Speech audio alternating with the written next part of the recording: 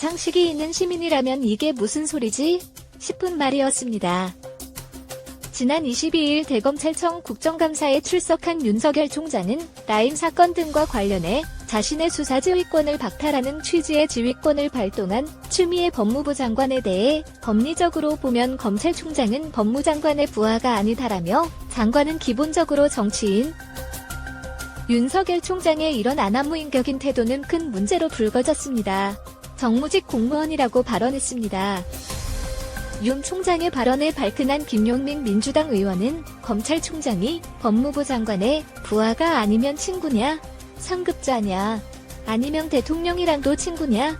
라며 황당하다는 반응을 보였죠.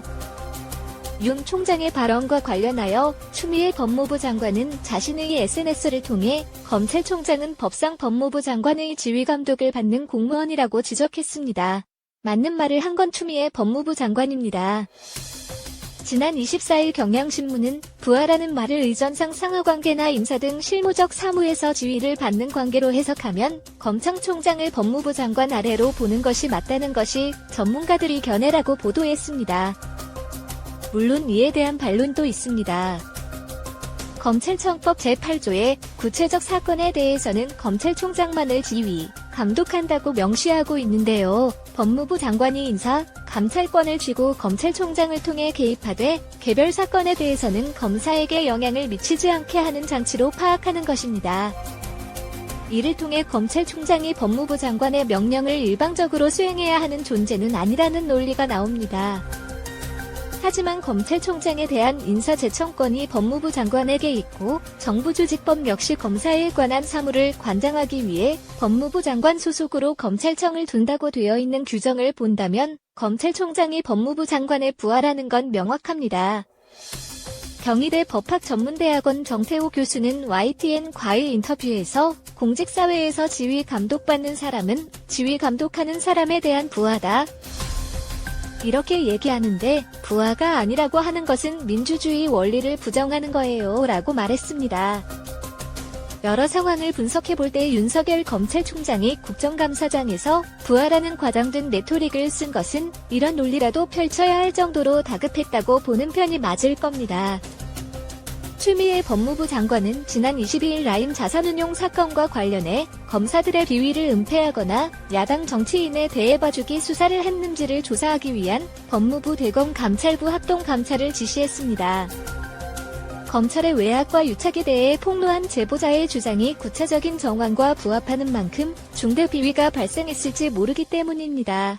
검사들에 대한 접대 로비 의혹 정황은 사실로 드러나고 있죠. 국정감사장에서는 김봉현 전 회장이 주장한 검사 술접대 의혹에 대해 당사자 측이 반박했지만 지난 22일 JTBC 보도에 의하면 김봉현 전 회장과 검사들이 유흥업소에 왔다는 사실이 확인됐습니다. 강남구 청담동 소재 유흥업소 직원들은 김 전 회장이 이곳을 자주 왔다, 검사들이 왔고 일행 중에 변호사도 있었다고 발언했습니다. 또한 방을 3개 예약했습니다. 종업원들은 당시 상황이 특이해 기억한다고 했습니다.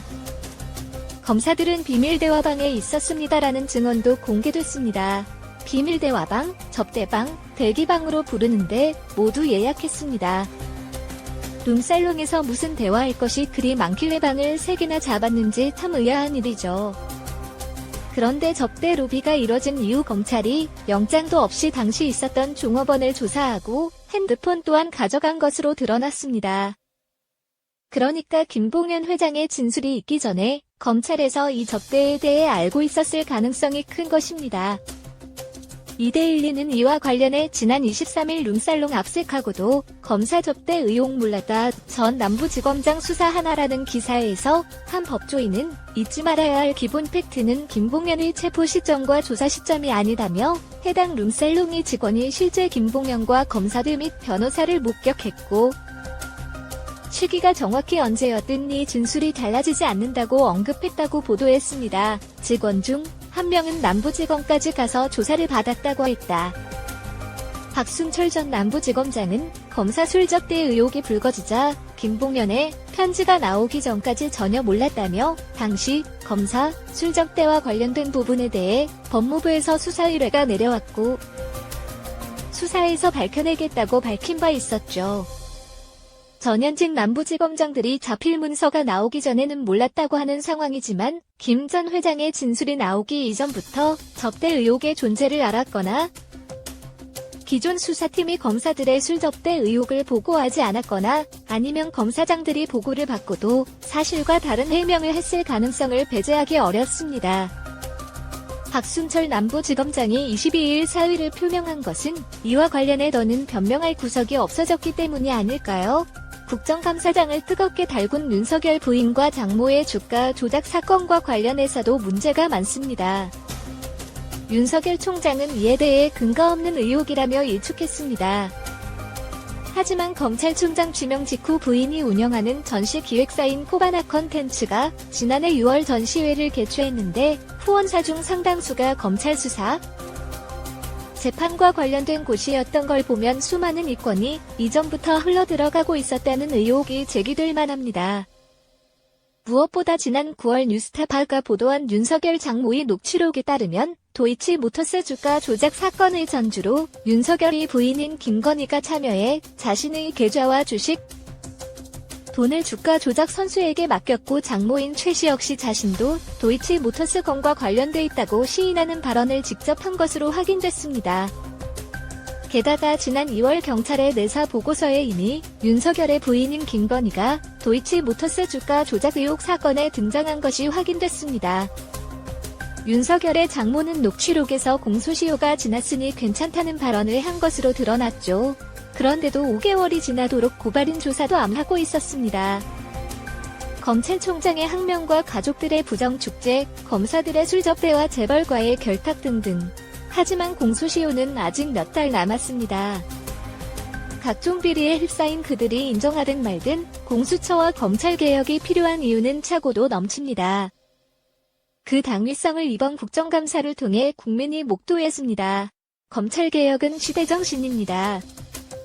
윤석열 총장과 갈등이 격화한 만큼 추미애 법무부 장관이 오늘 국감장에 출석해서 어떤 발언을 할지 귀추가 주목됩니다. 공수처를 출범시키고 검찰을 개혁해야 할 때입니다. 검찰개혁을 더는 미뤄서는 안 됩니다.